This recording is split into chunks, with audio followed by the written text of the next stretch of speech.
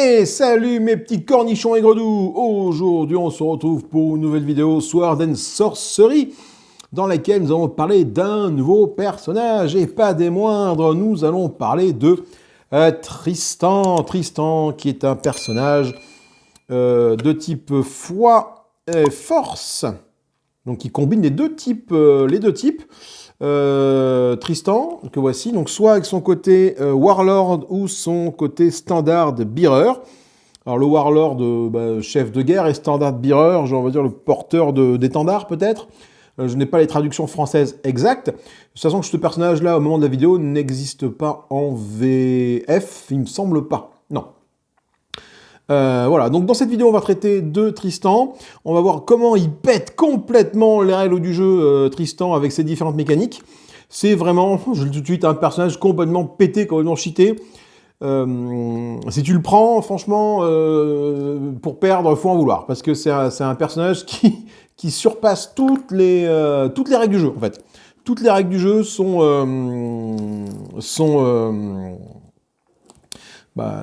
annihilés par ses compétences, en fait. On va voir ce que c'est exactement juste après.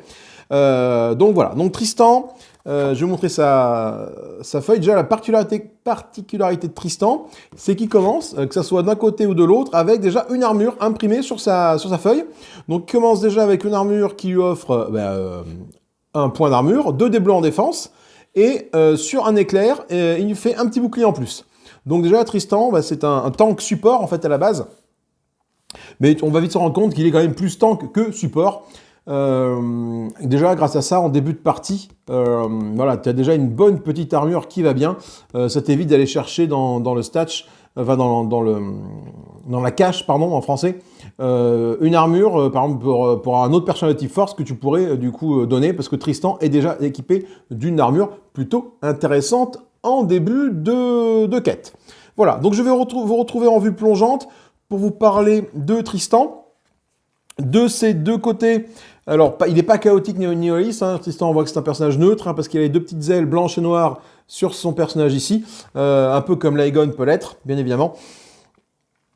Je vous propose de retrouver la vue plongeante sur Tristan. C'est parti, attention, allez, top à la vachette. Et hop là. Alors, déjà Tristan, voici sa figurine. Donc sa figurine ici, et j'ai l'équivalent en forme fantomatique qui est arrivé, je sais pas où. Là voilà.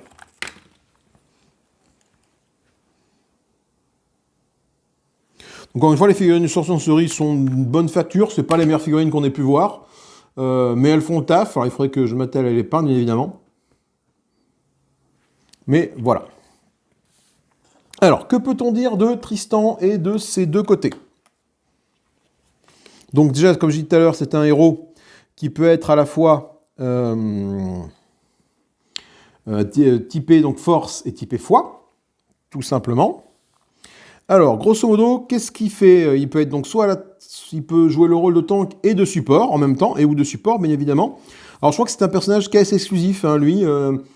Bon, il est sorti en VF, je sais pas s'il sortira un jour en VO, je peux pas vous dire. Tout ce que je peux vous dire sur notre ami Tristan, c'est déjà bien qu'il ne soigne pas, Tristan il fait pas de soins, hein, pas trop. Il peut offrir aux autres héros des attaques en plus, il peut réduire les cooldowns, il peut faire en sorte qu'une case soit complètement dominée, il peut et même en plus booster les dés tout simplement des différents personnages. C'est-à-dire, que demander de plus? Ce personnage, il fait tout, quoi. Il a juste pas de sort de soin, mais il fait tout. Il fait tout. Du coup, entre le Warlord et le Standard Bearer, lequel choisir? Là, il n'y a pas à tortiller du fion. Le Warlord est clairement supérieur au Standard Bearer. Pourquoi? Pour la simple et bonne raison que Tristan pose une bannière en jeu. Tristan a la possibilité de poser une bannière en jeu. Et quand on pose cette bannière en jeu, avec ce pouvoir-là, il se passe quelque chose. On va d'abord étudier les 2 pouvoirs des 2 personnages, les 2 pouvoirs de base des 2 personnages. On s'attaquera après à leurs caractéristiques au niveau 1 et puis une fois au niveau 7, mais on va regarder un peu les caractéristiques des 2 personnages. Tristan, sous sa forme de warlord. Il est commandeur. Quand les héros contrôlent la zone, cette zone est aussi dominée. Donc là, dans ce cas-là, si je suis, alors pas l'or qui compte pour 2, mais si je suis comme ça ici, Tristan est là face au pillard qui est ici. Hein. La zone ici, bon, elle n'est pas contrôlée. Il faudrait quelqu'un d'autre pour contrôler la zone. Fais voir, je vais prendre, pour avoir un exemple efficace de contrôle, bien évidemment, prendre des Carus, voilà. Allez, forcément, voilà, du coup là, les Carus, on va prendre toi ici. Donc là, la zone, elle n'est pas contrôlée, mais si nous rajoutons en plus Auriel ici, comme ceci, voilà, là, dans ce cas-là, la zone n'est pas dominée, la zone est contrôlée. Hein, parce que 1, 2, 3 contre 2 bonhommes. Hein, voilà, nous ne sommes pas en domination, nous n'avons pas le double, mais là, nous sommes en contrôle. Donc ça veut dire qu'en contrôle, nous sommes...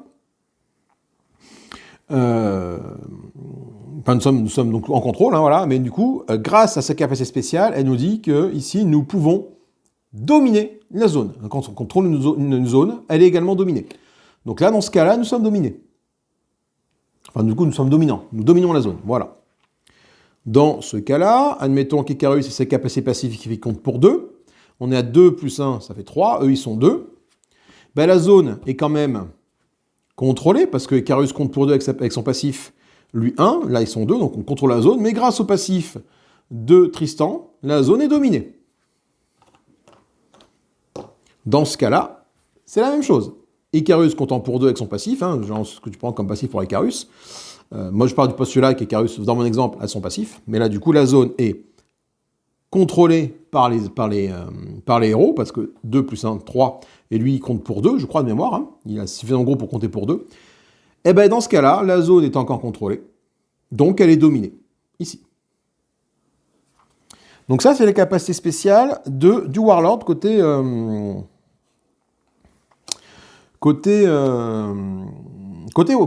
Tristan, côté Warlord. Maintenant, c'est capacité spéciale du côté Standard Bearer. Never surrender, donc on ne se rend jamais. Notre zone ne peut être jamais contrôlée ou dominée par les ennemis. Notre zone ne peut être jamais contrôlée ou dominée par les ennemis. Ça veut dire quoi? Ça veut dire que si je suis comme ça, normalement, la zone est censée être contrôlée par l'ennemi. Mais là, c'est pas le cas, parce que mon passif fait que, même si leur compte pour 2, ici, c'est pas dominé. Même si je suis dans ce cas-là, là je suis à 2, 3, 4 ennemis pour 1, la zone elle est ni contrôlée, ni dominée. Ok. Mais du coup, quelle est la problématique ici, en fait, par rapport à ça?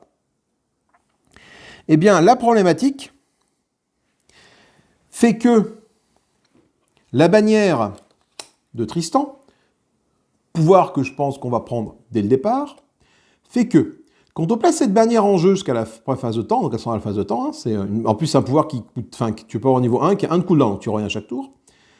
La zone est contrôlée par les héros. Et au niveau 4, la zone est dominée par les héros. Donc ça, tu t'en fous, mais ce qui est important, c'est le contrôle. Donc là, quand je suis comme ça, avec ce pouvoir-là, ça dit quoi?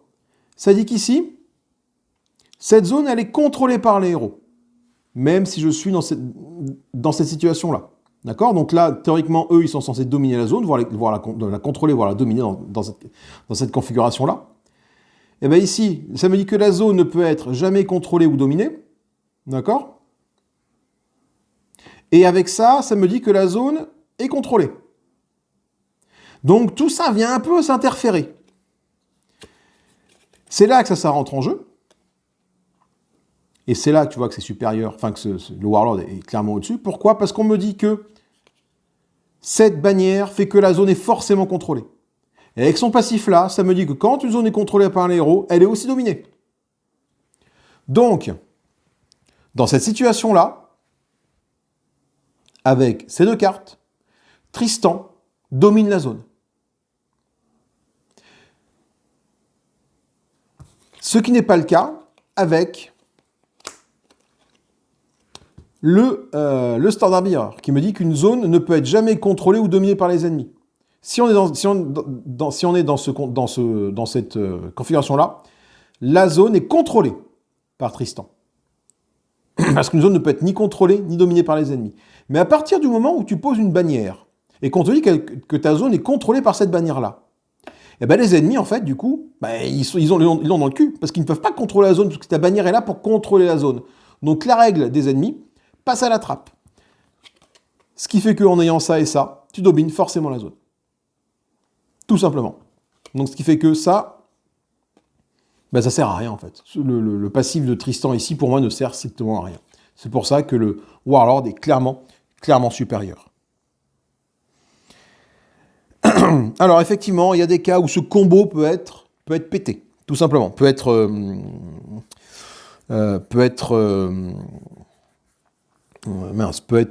supprimé, voilà, pour un round seulement. Si jamais tu te fais bâcher, et ben là, du coup, effectivement, la zone, elle est toujours contrôlée ici, hein, mais toi, tu es parti là, donc la zone n'est plus dominée. Si on est dans ce sens-là, par exemple, là, avant, grâce à la présence de Tristan, ici, la zone était dominée. Tristan se fait bâcher, il arrive là. La zone n'est plus dominée par les ennemis. Maintenant, elle est juste contrôlée par les héros, hein, parce que il y a la bannière. Donc tu vois que cette bannière-là, j'ai toussé. Tu vois que cette bannière-là, elle fait un petit peu le café en termes d'efficacité et de suppression des règles du jeu, en fait. Hein. Les règles de contrôle et de domination sont complètement annihilées par cette bannière. Donc effectivement, dans 99% des cas, hein, la zone va être dominée par Tristan, donc il va complètement faire le café à ce niveau-là. Tristan, bah, dominer une zone, c'est plus une touche, hein, pour les héros.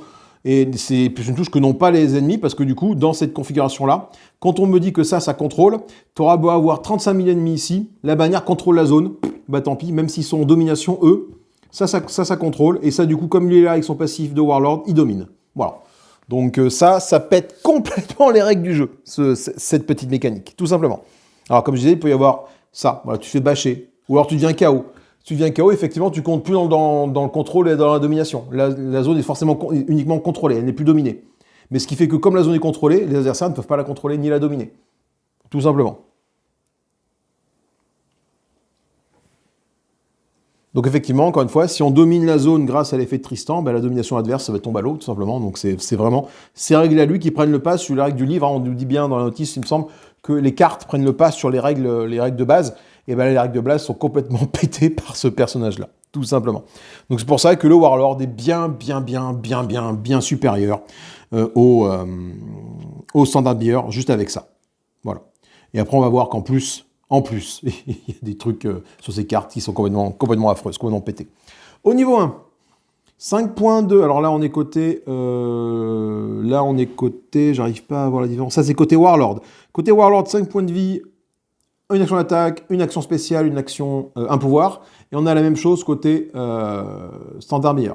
Quand tu arrives niveau 7, à savoir le maximum, tu as 16 points de vie, une attaque, 4 actions spéciales, 5 pouvoirs de talent pour le Standard Bearer.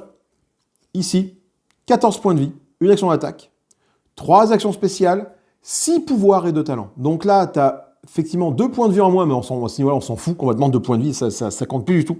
Par contre, 3 actions spéciales pour le Warlord contre 4 pour le Standard Bearer, ça peut faire la différence, effectivement, ça donne une action en plus. Par contre, là, tu as 6 pouvoirs contre 5 de ce côté-là.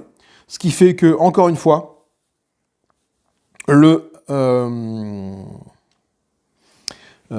pour moi, l'avantage est au Warlord. Et en plus, à ça, tu vas rajouter ça.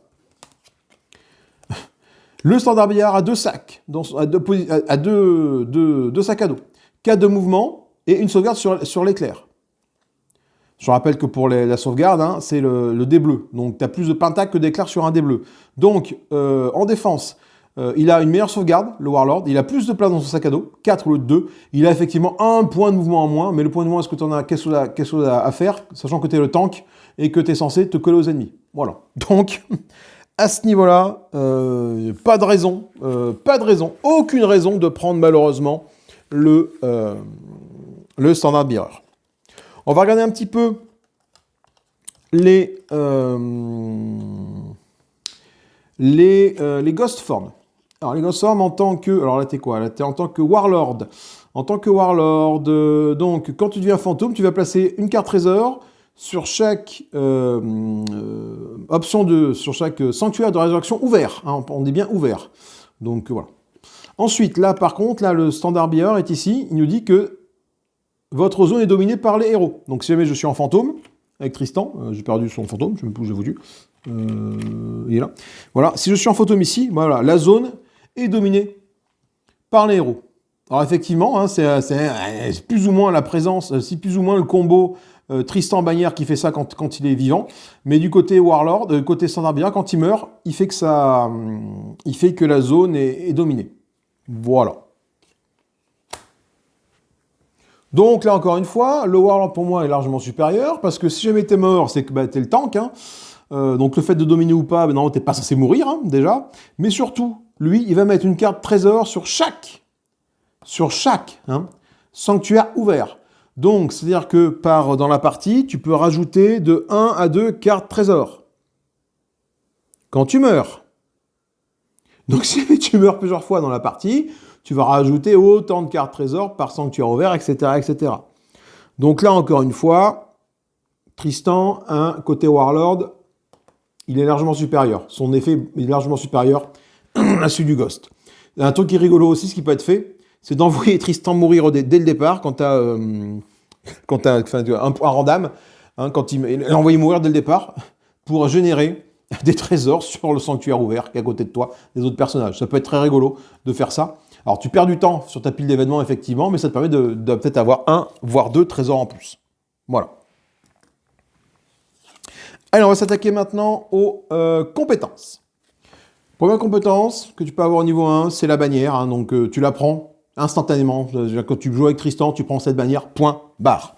Hein, c'est tout le gameplay de Tristan se base sur le fait de pouvoir placer sa bannière. Donc, il faut que tu aies ta bannière placée parce que tous les autres pouvoirs vont découler. Enfin, une grosse partie des autres pouvoirs de Tristan vont découler du fait que la bannière soit en place.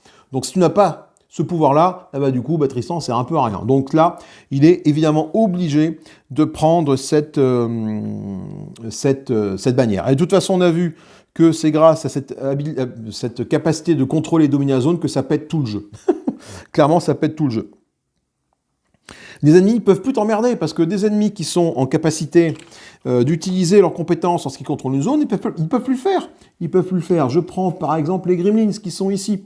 Les Gremlins, on me dit que voilà, quand ils contrôlent la zone, eh ben, ils ont plus une touche. Ben, imaginons que nous ayons... Alors ça, c'est où sont mes Gremlins verts? Bouge pas, il faut que je trouve mes Gremlins verts qui sont ici.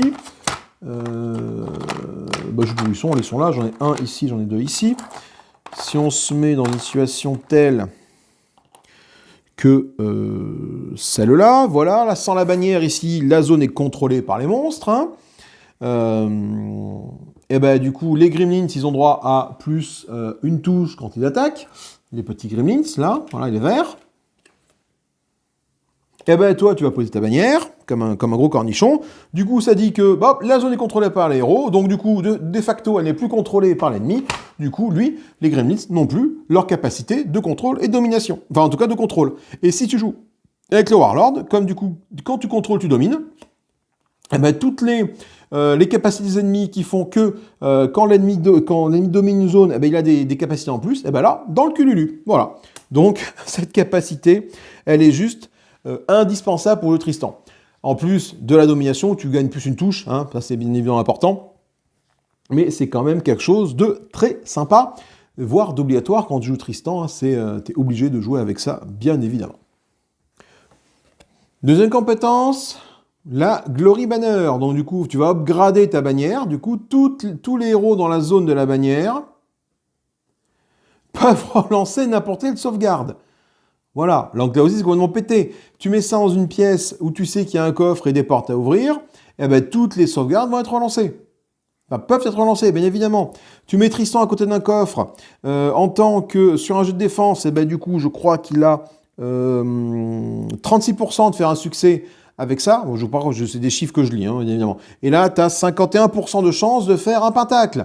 Donc, du coup, le Warlord est encore supérieur rien qu'à sa sauvegarde sur le Standard Bearer. Donc, du coup, avec cette compétence-là, du coup, tu peux relancer n'importe quelle sauvegarde. Hein, voilà. Donc, dès qu'on te dit de faire un jet de sauvegarde, si tu es dans la zone de la bannière, pouf, tu as ta petite relance gratuite. Allons-y. Continuons la fête du slibard. Et pour qu'on ait tous un passif, hein. Bien évidemment, c'est même pas un cooldown, c'est un passif. Hein.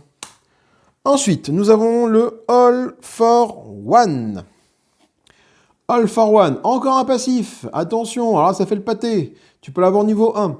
Si les héros contrôlent la zone, bah déjà, oui, avec la bannière, tu la contrôles forcément. Chaque, chaque diablotin qui a été tiré par les héros peut être changé dans le résultat suivant.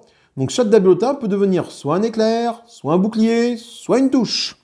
Allez, ça continue à faire le café. Donc ça veut dire que chaque fois que tu fais une attaque ou une défense sur tes dés, dès que tu fais un diablotin, tu te choisis de le modifier en touche ou en défense ou en capacité, en ce que tu veux. En fait, voilà. Donc là, c'est encore une capacité, ça aussi. Et en plus, c'est un passif, bien évidemment, pour être tranquille, qui fait le café. Donc ça, c'est quelque chose à avoir aussi. Je sais même pas dans quel ordre faut prendre les compétences, en fait, quoi. Parce que c'est que des compétences niveau 1. Et bon, par contre, voilà, niveau 1, alors attends, si je fais niveau 1, à partir de quand tu peux avoir 3 compétences? Fais voir. En tant que Warlord ici, j'arrive pas à tourner la roue. Tac, tac, tac. Au niveau 3, voilà, quand tu es niveau 3, tu peux avoir ces trois trucs-là. Donc relancer les sauvegardes, sur un diablotin, c'est là que tu as la partie support qui rentre en jeu, parce que tu peux faire relancer des dés à n'importe qui est dans la zone de la bannière, et tu peux faire transformer en diablotin en n'importe quoi d'autre dans la zone qui est contrôlée. Voilà, tout simplement. Donc ça aussi, par exemple, imaginons que tu lances une arme de jet. Les armes de jet dans ce jeu-là, elles sont défaussées sur diablotin. Ah ben non, l'arme de jet, tu fais un diablotin, tu la conserves et en plus tu peux la booster par une touche, par exemple. Allez, continuons à faire du slibar. Quand je dis que ce personnage est complètement fumé, c'est incroyable. On continue dans les compétences complètement pétées. Combiner action dans la zone de la bannière. Donc là, ça coûte enfin une action. Ça en fait un truc qui te coûte une action. Ça coûte 1 et ça coûte là de 1. Allons-y. N'importe quel héros dans notre zone, dans la zone ou dans la zone de la bannière. Donc pas forcément dans ta zone. Ça peut être comme ceci, tout simplement. Hop, je vais prendre Victoria et je vais mettre là. Voilà, tac.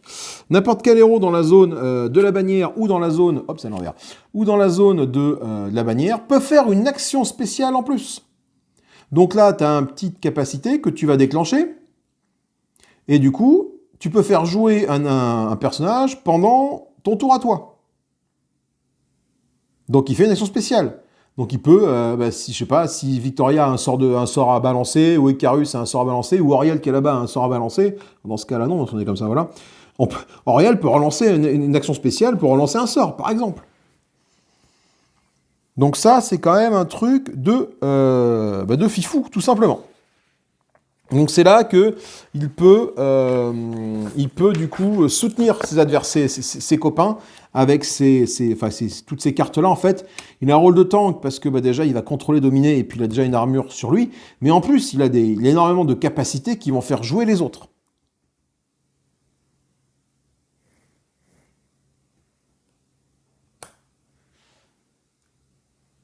Donc tu gagnes une action spéciale, donc c'est un pouvoir, ça peut être une arme de jet, ça peut être, n'importe quelle action spéciale, quoi. C'est vraiment un truc de godin. On a maintenant le One for All. Alors que fait le One for All? Donc là, on arrive à une compétence de niveau 2. On a vu un peu celle de niveau 1. Non, il en reste encore quelques-unes de niveau 1 à voir. On va voir celle de niveau 2 maintenant. C'est une compétence défensive à 1 de portée. Niveau 2, cooldown de 2. Si un héros doit défendre contre l'attaque d'un ennemi, on peut se déplacer et défendre à sa place. Voilà, donc grosso modo, si lui, Icarus, se fait shooter par un héros diablotin, moi je peux utiliser ma compétence One for All pour rentrer ici, par exemple dans la zone là, et du coup recevoir l'attaque à la place du héros ciblé. Voilà.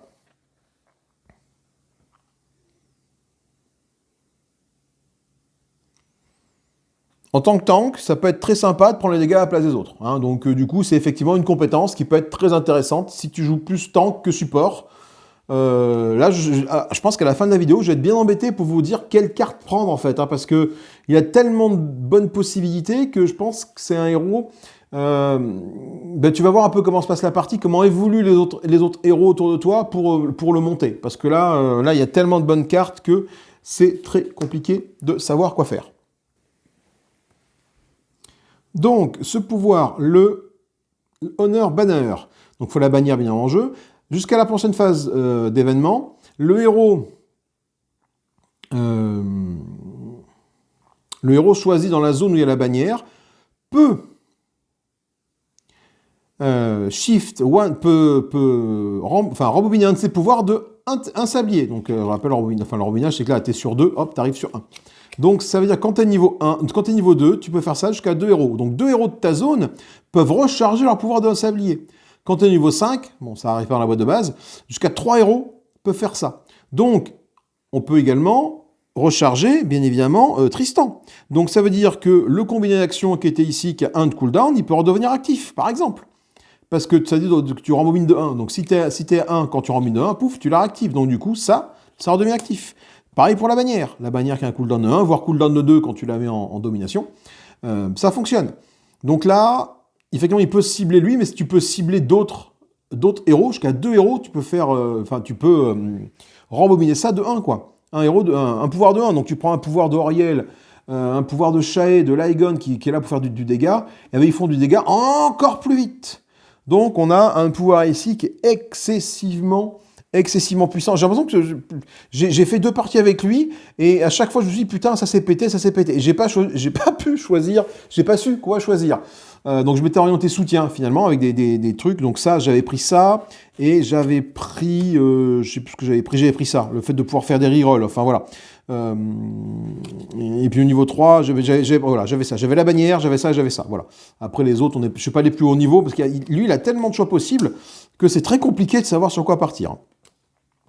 Donc là, le fait de pouvoir rembobiner un sort, c'est quand même excessivement puissant, encore une fois. Hein.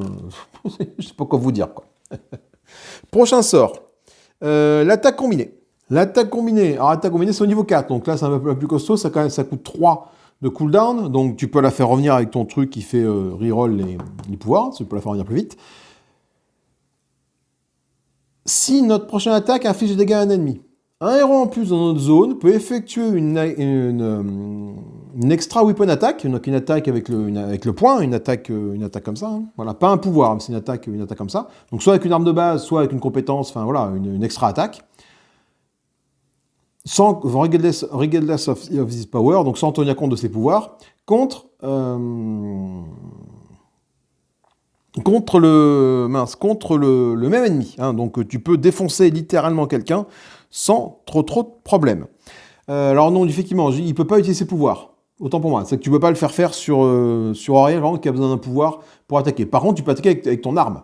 Hein, donc tu fais ça sur un personnage orienté corps à corps comme Shae par exemple. Icarus, ça peut être intéressant. Du coup, tu as une attaque d'action en plus avec ton arme, quoi. Contre le même ennemi. Alors oui, ça te coûte encore une action pour toi, mais ça va faire une attaque gratuite à un copain. Voilà. Donc on rappelle en plus si on domine la zone, avec ce qui est le cas avec la bannière ici et toi en Warlord, donc si le Icarus rattaque grâce à cette compétence-là, là tu as le bonus de plus 1 parce que tu attaques ici, toi, parce que tu domines, et Icarus, avec cette capacité-là, également un bonus de plus 1. Voilà. Allez, on continue. Qu'est-ce qu'on a maintenant? On va arriver au flanking tactique. Alors, qu'est-ce que ça fait, ça, flanking tactique? On déplace, donc c'est une portée de 2. On déplace le héros ciblé de une zone. Si ce héros ciblé finit son mouvement dans une zone dominée par les héros, il peut effectuer une attaque en plus contre n'importe quel héros de n'importe quel ennemi de cette zone, sans tenir compte de ses pouvoirs. Donc là, on a un peu la même chose. On a un peu la même chose ici que le combiné de power, ici bien évidemment. Voilà. Mais, sauf que là, c'est qu'on fait déplacer un héros adverse. Un autre héros. Voilà. Et s'il est dans une zone où il est dominé, imaginons que je fais rentrer Victoria ici, grâce à cette compétence-là, automatiquement Victoria peut faire une attaque contre n'importe quel ennemi. Voilà. Donc là, avec ça, donc pour une fois, ça ne te coûte pas une action, mais ça te coûte une action de combat, pas une action spéciale. Mais ça te permet également de faire bouger un autre bonhomme, et ça te permet de le faire attaquer. Donc, lancer une arme, enfin voilà, plein de possibilités.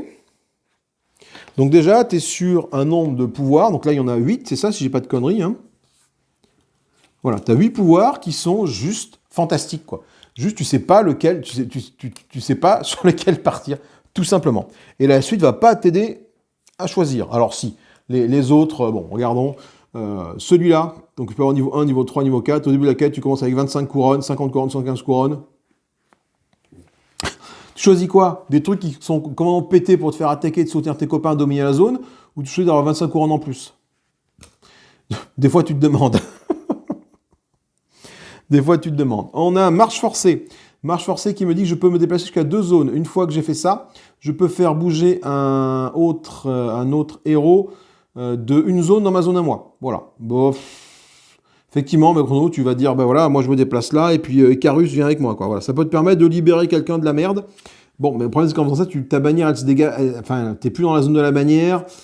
Bon, voilà. Donc, parmi tous les 8 que t'as là, t'as ça en plus. Bon, bah, on va te dire oui, mais non. Oui, mais non, enfin, t'auras tellement d'autres choses à choisir que ça, de toute façon, que voilà, quoi. Et on a le pouvoir légendaire. Le pouvoir légendaire de Tristan, c'est l'immolation. Alors, le pouvoir légendaire, qu'est-ce que c'est? C'est un pouvoir que tu peux utiliser une fois par quête. Bon, c'est des pouvoirs que tu as au niveau 7 hein, quand tu es blindé au maximum, mais quand tu achètes les petits packs de personnages de manière individuelle, ils arrivent tous avec un pouvoir légendaire. Pour avoir les pouvoirs légendaires des héros de base, Icarus, Torgar, Lygon, Shae, Auriel, il faut que tu achètes le kit, le kit Ghost Form, là, qui te les met en forme de Ghost, dans lequel tu vas avoir ces pouvoirs légendaires qui seront utilisables au niveau 7 et une fois par quête. On va soigner toutes les blessures de jusqu'à 3 héros qui sont situés à une zone, et ensuite on va subir la moitié des dégâts des blessures soignées. Alors là, du coup, en tant que pouvoir ultime, qui marche une fois par mission,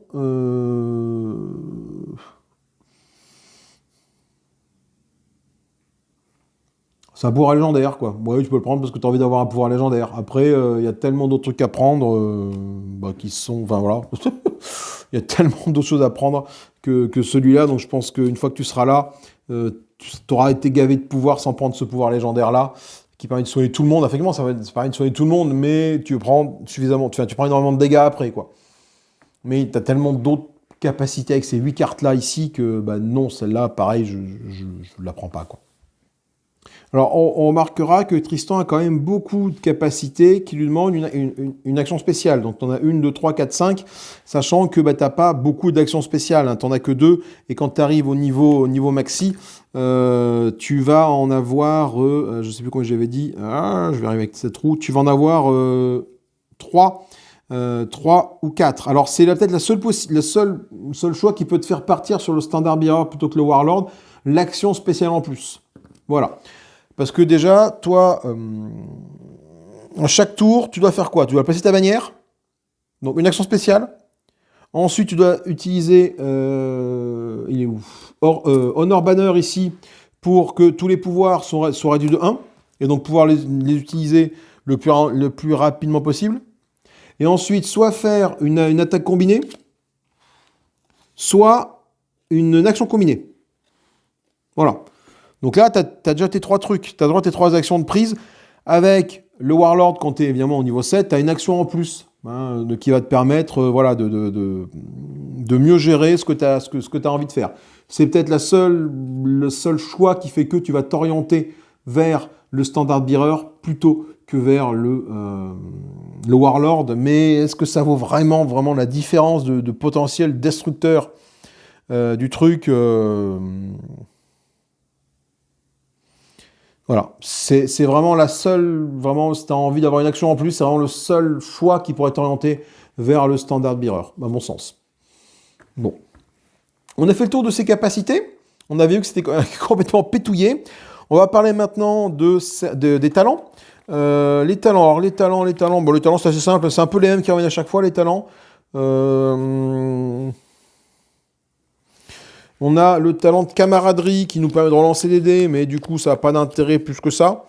Parce qu'on ne va pas être forcément le personnage qui va attaquer, on va plutôt être celui qui va défendre. Donc, bof, pas vraiment intéressant. On peut, ce qui est alors, je passe sur le marchand qui donne des points de vue en plus, des points de sous en plus, hein, ça m'intéresse pas des masses. Le toughness, les points de vie. Alors ça, c'est intéressant, t'es le tank, donc tu as besoin de points de vie. Je pense que je prendrais ce talent-là. Si j'avais un talent à prendre, ce serait celui-là.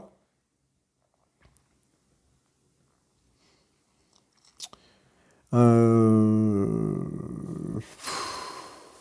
Le talent Lucky, c'est pas à toi de l'avoir pour lancer des sauvegardes. D'autant plus que, je sais plus où est-ce qu'on lance les sauvegardes, avec quelles compétences on les sauvegarde. Voilà, c'est ça. Avec le Glory Banner, tu l'aurais déjà, ce talent. Donc non. Le talent expert, bah toi, t'as pas beaucoup de choses qui font déclencher des éclairs sur tes capacités, donc autant laisser ça à quelqu'un d'autre. L'autre talent pourrait être éventuellement la petite botte, le petit puissant de déplacement qui pourrait te permettre d'aller un peu plus vite. Voilà, tout simplement. En termes d'équipement, bah, de toute façon, tu as accès à tout ce qui est force et foi. Donc, tu as accès à des grosses armures, des grosses armes, pour tanker comme un gros cochon. Donc, à ce niveau-là, voilà. Enfin, vous avez compris, je pense. On va repasser en vue de ma tronche pour conclure sur cette vidéo-là. Allez, tout de suite. On va faire une transition. Ouh, allez. Donc, que dire sur Tristan? C'est un personnage complètement fumé, complètement pété. Ça peut être très rigolo à jouer, mais il est complètement... il pète les règles du jeu. Avec sa bannière, avec ses contrôles, avec les relances qu'il offre, avec le fait de changer les diablotins en autre chose sur des dés. C'est vraiment un personnage, vraiment un gros couteau suisse, qui te facilite clairement la tâche. J'ai craché un glaire. Maintenant j'ai le hockey, super. En plus de son armure intégrée, que dire? T'as besoin d'un tank? Prends Tristan. Icarus, également un très bon tank, bien évidemment, mais Tristan, en plus de bien tanker, pète complètement les règles du jeu. Vous avez compris ça, je l'ai dit un nombre incalculable de fois durant cette vidéo-là. Tristan est vraiment un personnage surpuissant qui peut même, j'ai envie de dire, peut-être éventuellement te priver de ton plaisir de jeu au final, quoi. Voilà. Alors moi, je l'avais pris pour essayer avec un groupe d'amis. Du coup, j'ai boosté tout le monde. Du coup, la partie était plaisante pour tout le monde parce qu'on n'était plus dans du sort incenserie. On était limite dans le daméritrage, quoi. On était limite dans le zombicide, en fait. Parce que les monstres arrivaient, et puis avec tous les bonus que Tristan donnait, les monstres pouvaient rien faire. Donc tu les dézinguais. Voilà. J'ai pas été combattre un boss avec, par contre, je sais pas. Effectivement, les boss, hein, voilà, on n'a pas été encore combattre des boss. Mais du coup, bon, bah, Tristan, voilà, Tristan, c'est Tristan, quoi. Très bon personnage. Vraiment, vraiment très bon personnage. Voilà, si vous aimez bien un personnage avec une hallebarde et un bouclier, allez-y. Je peux pas vous dire de pas y aller, parce que c'est vraiment un personnage qui fait le café, très puissant, très intéressant également, du coup, quand même, parce qu'il a quand même beaucoup de possibilités. C'est pas un personnage où il sera toujours tracé. Comme peut l'être certains personnages avec des compétences, tu es obligé de les prendre, sinon tu sers à rien. Tristan, il servira forcément à quelque chose, quelle que soit la compétence que tu lui donnes, les compétences que tu lui donnes. Donc il peut soutenir, il peut modifier les dés, faire relancer les dés. C'est à toi de voir ce que tu as envie d'offrir comme support et comme soutien à ton équipe, tout simplement. Allez, si la vidéo vous a plu, n'hésitez pas à vous abonner à la chaîne, bien évidemment, à partager, commenter, liker le contenu de cette vidéo. Abonnez-vous uniquement si le contenu vous a plu, bien sûr. Sur ces bonnes paroles, moi je vous fais des gros bisous. Amusez-vous bien. Salut, salut. Bye bye.